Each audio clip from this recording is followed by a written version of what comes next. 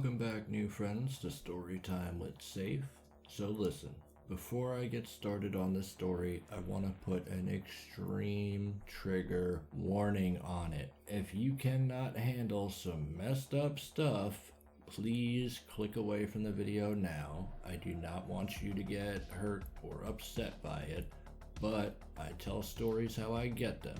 I very rarely clean them up for PC reasons. So, with that said, let's get into today's story, The Ultimate Narcissist. My shit started with my ex, who was in his late 20s and I was in my mid 30s. We are both male, identified as male, and are gay. And I know it sounds silly that I'm making that a point, but the reason for that will become clear.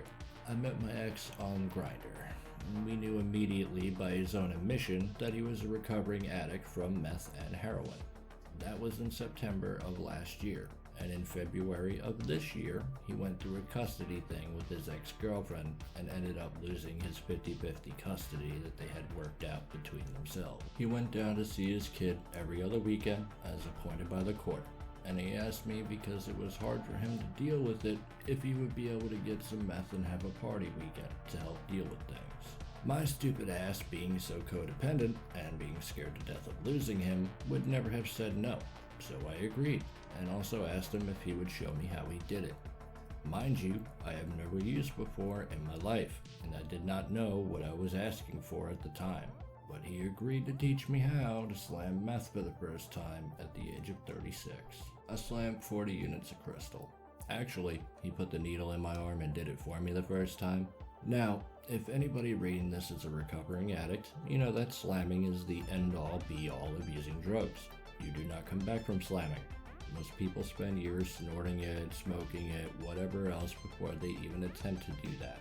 As time goes on, the abuse started changing from the type of gaslighting where he was trying to find out every single detail of my life and changing the way that I think about certain things as well as certain people. Slowly but surely breaking me down, killing my self-esteem even more than it already was.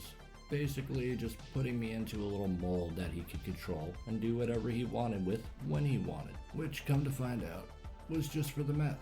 I went from never using to very quickly shooting 8 to 10 shots a day with at least 50 to 80 units per shot. I was also making shots for my boss at work. She eventually moved in with us, so I was making them for all of us at home, and during all this time I was working 90 hours a week or more and running shit back and forth to get what we all wanted and we all needed. The entire time, he was subjecting me to emotional and physical abuse, including breaking my collarbone, tearing my rotator cuff on opposite sides of each other at different times, stabbing me with a serving fork and pulling it down my arm, leaving fairly large scars.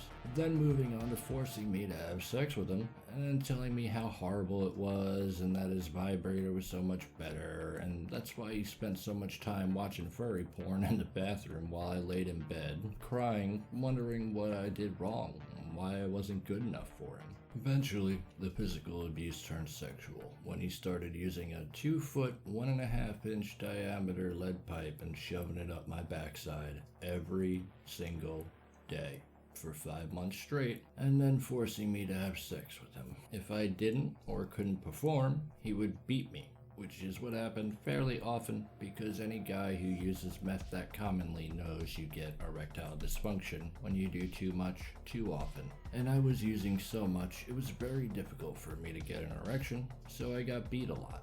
And mind you, never was allowed to go to the hospital or let anybody know that I was injured because then somebody might find out about the situation. So when I had a broken collarbone that did not heal right and was not cared for by a medical professional, neither were the torn rotator cuffs or any other injury that I had sustained, including the blunt force injuries. By the end of our relationship in mid-October of this year, it had gotten to the point where I had lost over 100 pounds, as well as my sense of identity, my sense of security, and purpose. When he left, he took anything of value with him, emptied my bank account, and the last thing he said to me was, "Why don't you just go delete yourself? You're not even worth fucking anymore." All I could do at that point was lay there on the floor in a heaping pile, unable to pick myself up out of my own bloody mess on the floor. Wasn't even able to stop him, so I let him shove a needle in my arm one more time. He didn't care if it was in a vein or not this time and injected almost 3/4 worth of a ball of meth straight into my arm. I spent 6 days in the hospital for that.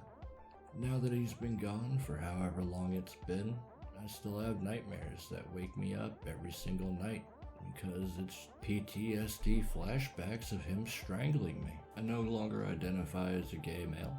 I am a gender fluid female with a split personality because the trauma that he put me through was so extreme, it was the only way I guess my mind knew how to handle it. Now I can't even work at an actual job where they have to ask for my name and social security number because I don't know what to tell them. The name that is on the ID that matches my face that I see in the mirror is not my name, not my face.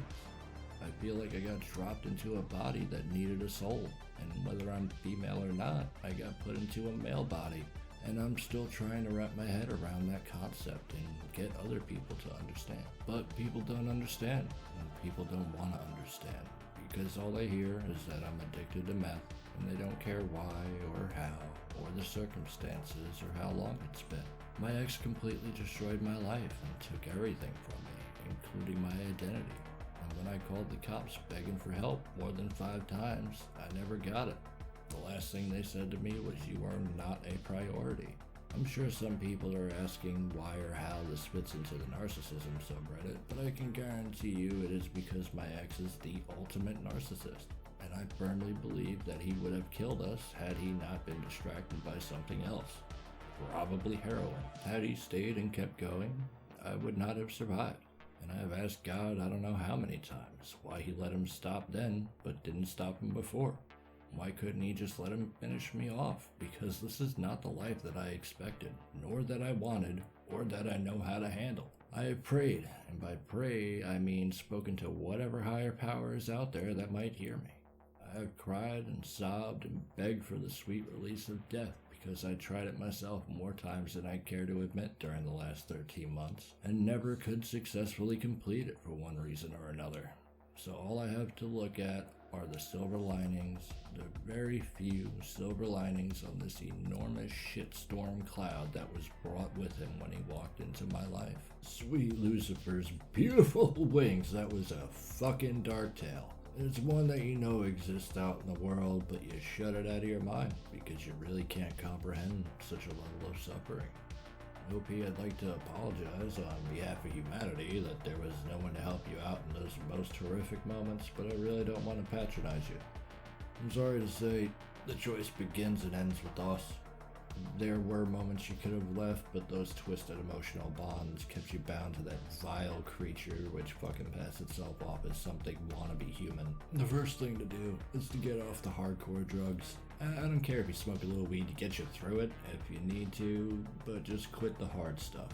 Get yourself to an NA meeting, which is Narcotics Anonymous, and stick to it, because there's people in those rooms who would care about you and be proud of you. Nothing about the journey to getting yourself well again is going to be easy. You've got a task ahead of you that very few can comprehend, much less understand or empathize with. Personally, I'm just proud of you for surviving this long. That in and of itself is an achievement you should take pride in. Now it's time to get your life back and live on in spite of those who've tried to ruin you. Shine on, you crazy, fucked up diamond, because I'll whisper your name to the sky now and then and think about you. If y'all liked today's story time and weren't permanently scarred, make sure to hit those like and sub buttons to make this your safe place, and I'll see you next time.